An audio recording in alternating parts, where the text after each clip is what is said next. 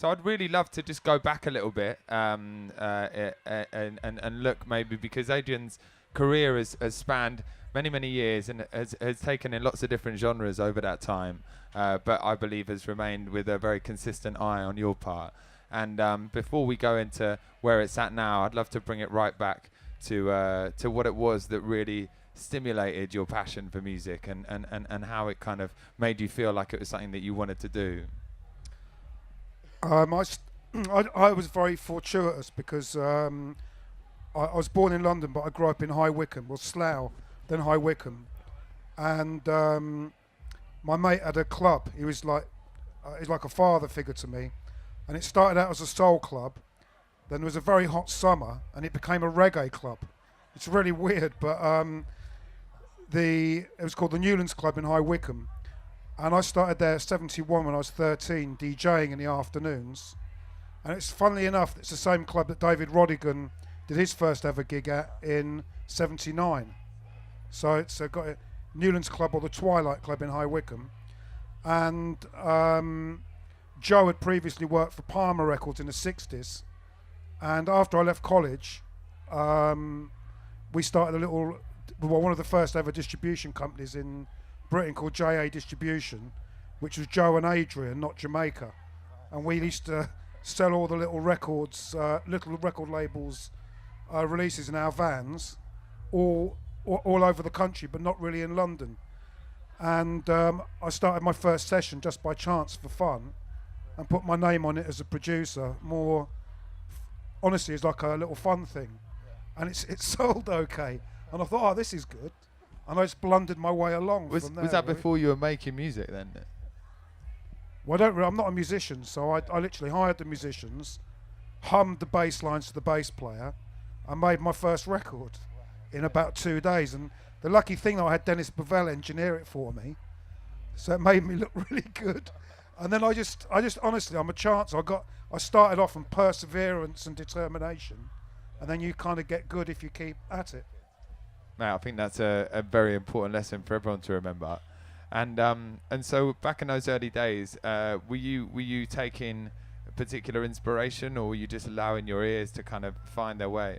It was weed to start with. That was quite inspiring. Then other things came into play. I mean, to start with, my inspiration was obviously, I was love of Jamaican music. When I was at school, I loved, I liked T-Rex, like James Brown, all the soul, the Tamla stuff.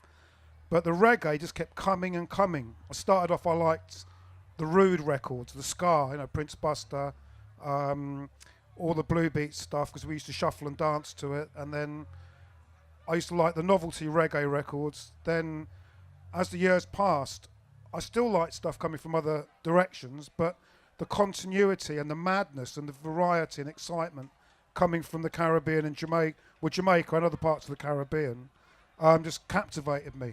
And that became the love of my life. And although I've done lots and lots of other things, the techniques of keeping space in the production, the tonality, and all the other things I learned, I applied that to everything I've done, from all the early remixes, from Depeche Mode to Ministry to Primal Scream, whatever else, non-reggae stuff. I've used the same techniques, equalization, and approach to the production.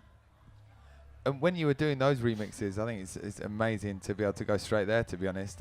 When you were doing those remixes, do you always take the same approach towards it? When you listen to a tune, what's your kind of process to break that down and decide how you're gonna? Well, I kind of reconstruct things, but I listen to. The unique thing about Jamaican music that no other music's got, people go on about dub and whatever else, but the real thing is version. Because if you've got a great rhythm, people are never tired to hear a new version of the rhythm they love. You name me any other music, why aren't these great rap tunes, apart from legal reasons and different artists being on different record labels, why don't they version one of their rhythms? So what in our music, what we love, it bears multi-versioning. And I look on, if I'm doing a Depeche Mode, when I did that, I just literally ripped the life out of it, made the bass line sound like it was bleeding and like crashing up and mashing up and everything, and deconstructed the track as you would a dub, but applying a technique of version to make mine completely different to the original and any of the other remixes that were being brokered. And when I listen to a lot of your music, and one thing that I've said to you before, in pulling that apart, it reminds me of, it gives me certain a feeling of what Lee Perry does with his music in terms of some of these like out there sounds and this sort of flexibility, and there's nothing off the table. With regards to the way that you've taken that kind of influence and put it in, would you say it's a strong drive in what you do? What, Lee Perry's influence? Or well, Lee Perry's like a child. He's like a naughty child. So he makes all his records really mischievous, and has a great element of fun and excitement about them. And it's like a naughty kid going crazy in the musical playground, but being the master at the same time. So if you look at a lot of records, you know that in those days they were almost naive, but I mean, look at his 66 or whatever he did, People Funny Boy or whatever, 67 or something. That tune's absolutely mad. You know, it's like sound effects of him crying as a baby, and the sound effects twice as loud in Blackboard Jungle. The sound effects are twice as loud as the track, and all those kind of approaches. You've got to try and make a record sound like your own, and stand out from the pack. And all those great producers like Lee Perry, Pablo, Keith Hudson, Errol Thompson, you can identify their sound, go on, and that's what you learn. Lee though is unique because he's just so much musical fun and naughtiness in his things almost. I can't really put it better than that, but how if you're looking at that, I suppose it's quite hard to balance the overall sound at the end of it. And when you're really experimenting with those sounds, how do you make sure that the overall sonics are balanced and have got that equality? Well, that's the beauty of it, because it doesn't need to be balanced. Like if you go technically how something's supposed to be, you know, certain sounds. With Lee, you'd have something, oh my God, that's twice as loud as the track, the sound effect, you know, or the explosions and the effects. And that imbalance and that imperfections and or where they've got drastic EQ sweeps in the hi-hats, you know, bending it up, and Tubby's going through a Langevin, and you know, the reverbs and springs and everything warping the sound. That isn't, you know, some technician in London go, that's wrong. In those days, go, oh, what on earth is that? You know, apart from the prejudices they had against reggae, it was that sonically did their heads in. They couldn't understand. It's too bassy, too trebly. But we love that, and so it's not actually, there's no rules. You should put tape over the desk, and whatever you're hearing, record it. Even if it's stuck in the red, you can still make a record from it. And you really got to be able to trust your ears there, haven't you? You have to, yeah. Yeah, I think it's amazing, really, and a really very important point for people that are making music. You know, the idea of following other people actually can really get you into some issues if you try and achieve those same sonics.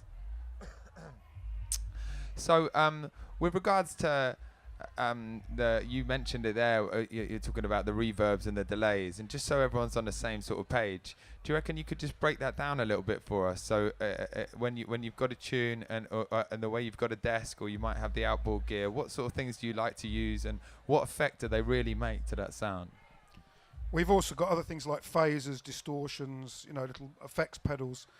Nowadays, everybody, you know, doing house music, doing whatever, they're all using processed effects, you know, reverbs, delays, that they never were in the day of analog. But now, so many records sound quite similar because you've got the same plugins, the same effects, and everything. It's the same though, it's how you use those tools. If you, with me, I'm still working in a box, you know, what they call, you know, inside a computer, but also totally analog, because I've got banks of vintage outboard. I don't know if I'm answering the question quite. No, you are, exactly. I mean, yeah, what really is how what does that effect of a reverb and a delay really bring for you within the music? Well, reverb, it's just literally nicing up what you're hearing. Like a reverb is obviously a or a massive big one, or a tiny tight, or a gated one like all those horrible 80s, you know, dance record, you know, which is apparently coming back now, which is not a very good thing to hear. But then with the delays, you know, you can take a rhythm that's like 1, 2, 3, 4, and if you put like 3/16, you know, it'll have a straight rhythm. You can make it appear to, you can make it spin along exactly in time or slightly out of time. I engage 3 different delays when I'm mixing a tune, and probably 3 reverbs and distortions and all sorts of things. But it's a combination of those, and if you use them regularly and understand it, by practicing, you can create your own sound, and that is what I've attempted to do. So Yeah, you've done a cracking job, mate. Don't worry. bless you, Johnny. One thing that I think is really, it certainly impresses people when they look at your history is the amount of collaborations that you've been involved in and the amount of massive records that you've had a part to play in. Have you got anything that you'd like to, any stories you'd like to share with the audience about any of those collaborations and the way they went down and developed and how you feel about them? Well, someone can ask me, and I'll tell them if they want, but I don't know. I'll tell you what, I feel like I'm a very lucky person because I work with some amazingly talented people, still am doing, and I've had a lovely life, very great creative involvements, and when you do something really magic, in a studio, you're watching a great musician and something happens, it's like the best feeling in the world. And so I've count myself very lucky. Well, you mentioned Primal Screen earlier on. Yeah. So do you reckon you could just talk us through that project a little bit and how it started? The album I did with them was called Echo Deck, which was like basically making a dub album off something that isn't obviously dub reggae. And I just, I still to this day, Innes, who's writes most of the music, is a wonderful friend of mine. He's great. And I just basically deconstructed their rhythms and made it go more towards my world, and then met the two in the middle and mashed the thing to pieces. I'm very proud of that. It's an album called Echo Deck. It's not that well known, but it's a good album. So, anyone? Yeah, look, they're over the moon. It's over here. And at the moment, you've been working quite a lot with the guys from Ninja Tunes, am I right? And Cold Cut and people along those lines. Are there any projects that you've got in the pipeline at the moment that you're really excited about? I'm about to start an album with Horace Andy. I'm determined to do one more with Lee Perry while he's still with us, which I'm halfway through, which sounds brilliant. I've got quite a few new things as well with one of my daughters, some horns, and I've got an album made called Dub No Frontiers, which is with women from all over the world all singing in non-English.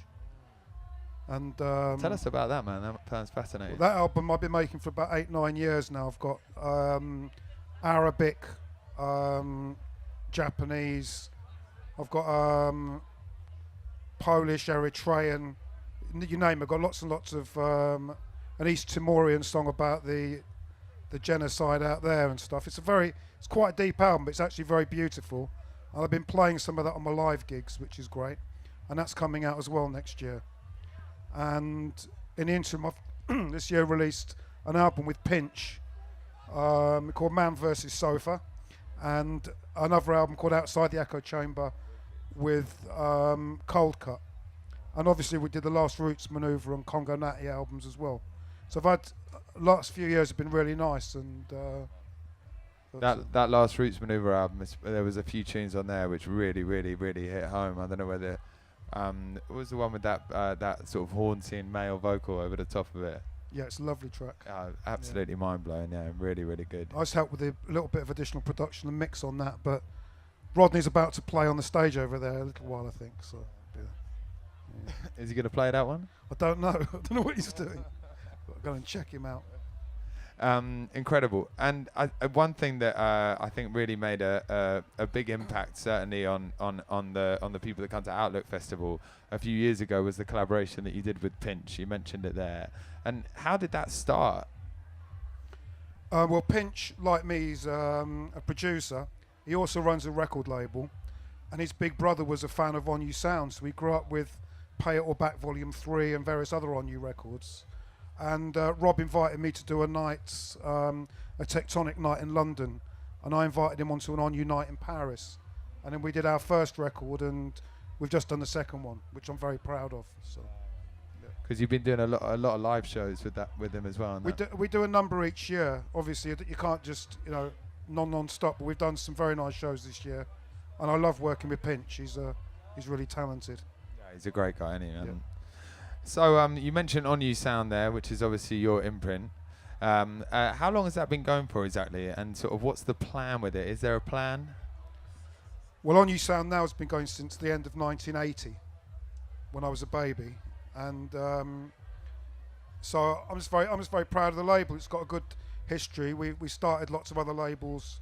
Pressure Sounds, a reggae label. Obviously, before that, I'd Hit Run and a few other things. But On You's been going now all this time, and I think the legacy is really good of it. You know, it started with putting lots of people in a room who shouldn't have even been in the same room together, and a lot of good records came out. So it's good. Incredible. And so is that just a way for you to be able to put your own music out there, or are you looking to bring in other people and collaborate?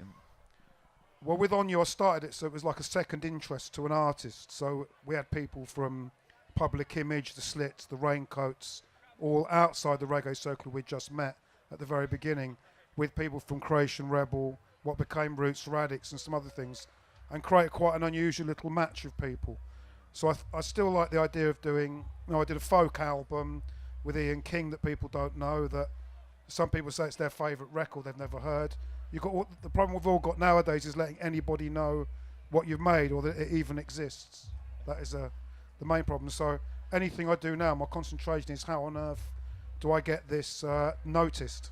That is And what sort of methods are you using for that? Well, at the moment you have to pay someone to go and let the press be aware of it. It's a bit hardcore, because obviously there's no record shops on every corner, and somebody in a record shop to introduce. Like the old days was great. You'd go in a shop, you'd know the person running the store, and it'd be, hello Steve, hello Adrian, oh look, I heard this, I know you'd like that. And now it's a whole different ball game, but that's life. But you really have to work when you've made something to let people know it even exists.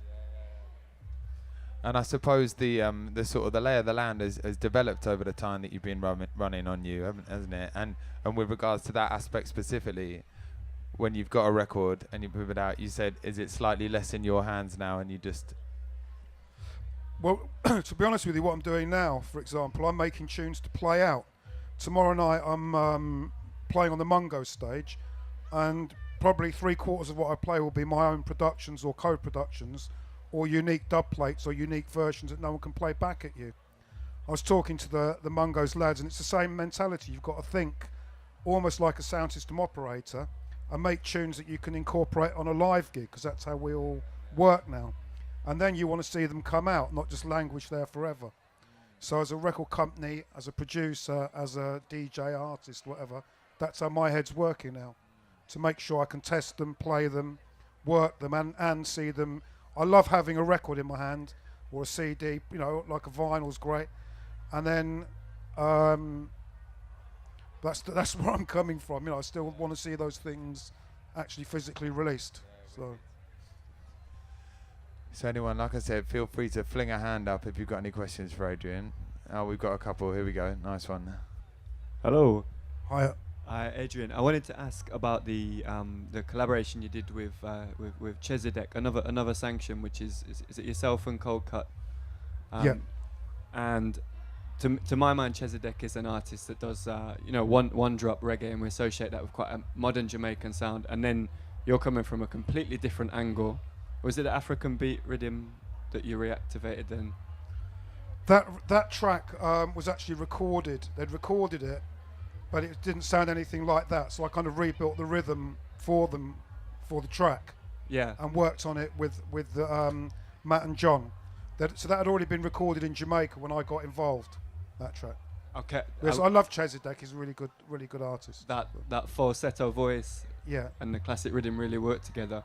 Did you take samples from old recordings and reactivate them, or did you produce something new for that record? No, I did. We did the harmonies to make it clear, because you couldn't. It sounded like Another Sunshine when we did it. Yeah. So I had to make sure that the harmonies you could hear very clearly. He was singing Every Day Another Sanction, and then I redid the rhythm, and we did the horns and bass and everything, and the guitars. Just made it feel really nice. Brilliant. I got a great Roots Maneuver cut on that one as well. Okay. Is that available? No. But I'll play that. I'm going to play that tomorrow night. Can I give you my email address? Yeah. No, there's a really fantastic Roots Maneuver version of that. Thank you. Yeah. As a DJ, I just want to say thank you for that track, because you produced a lot of stuff that we listen to at home in private, but that song is something that we can share in public and that people can dance to. So thank you for that. Brilliant. Oh, thank you. Cheers. Hi, Adrian. You're good. Hiya. So basically, if you were to advise someone who wants to get into reggae and dub and stuff like that, like, I suppose the question is, what were the labels that you found first, and what were those major labels which really got you into the sound? Well, I think living in England, you had the English labels at the time were Palmer and Trojan, but they were just labels. People keep talking about Trojan this, Trojan that. Trojan was nothing more than a record label.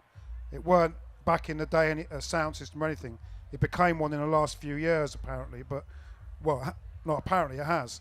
But they had many different labels. So you'd look at the label Horse or Crab, and in those days we always used to look at the labels, and it used to make you wish. I don't know if you were in Jamaica or something. It was wow.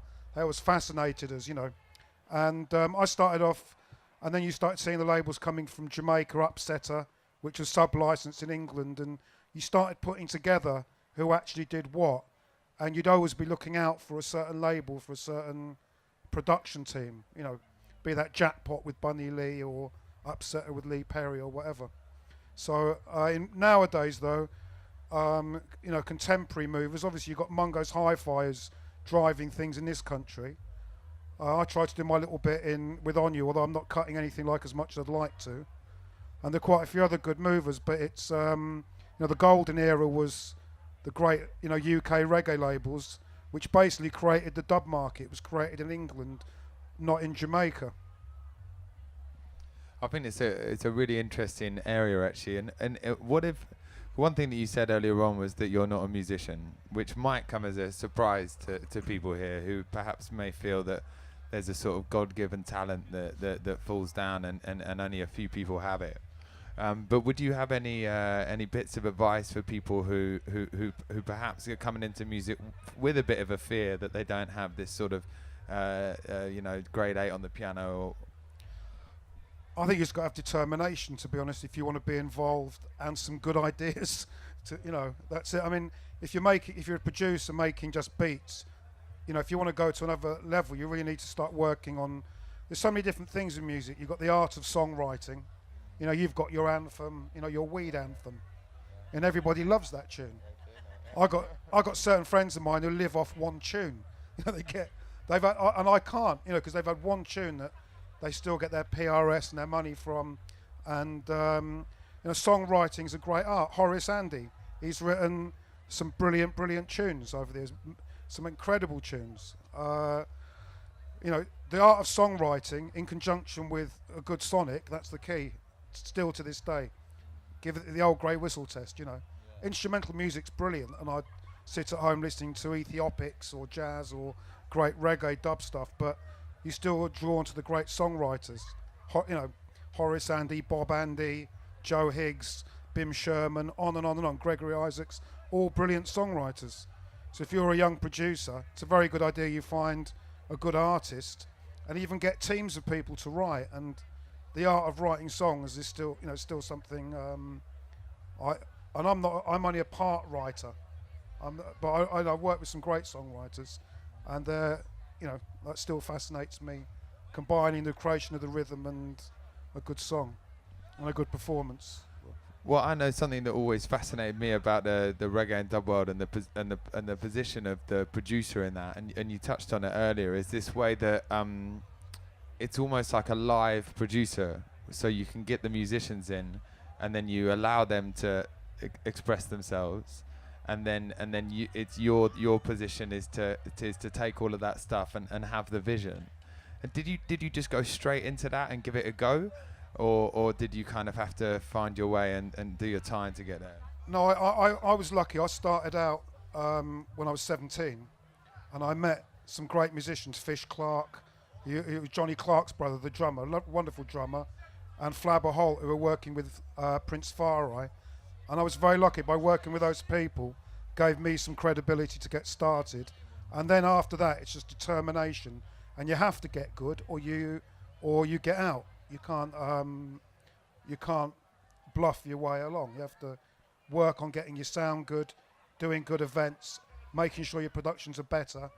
And particularly being in England, I didn't see any point copying the Jamaicans because the studios were tuned for the great rhythm sections they had there. So I always tried to get my own sound in England and adding ingredients of stuff that didn't belong to the Jamaican stuff. The noise, distortion, and a little bit of punky attitude or whatever you want to call it. Because I was also checking other things as well. So a lot of reggae Puritans might not have liked a lot of what I did, but I just stuck to my guns and whatever. You know. Yeah. Well, it's worked, hasn't it? To a degree, yeah. Right, I think that's an incredible point to end on, to be honest. I think it's a brilliant message, and I want to say thank you very, very much, Thank you, Adrian, Johnny. for coming in. Thank please, you all. everyone, Bless. make some noise for Cheers, Adrian everybody. Show. Thank you.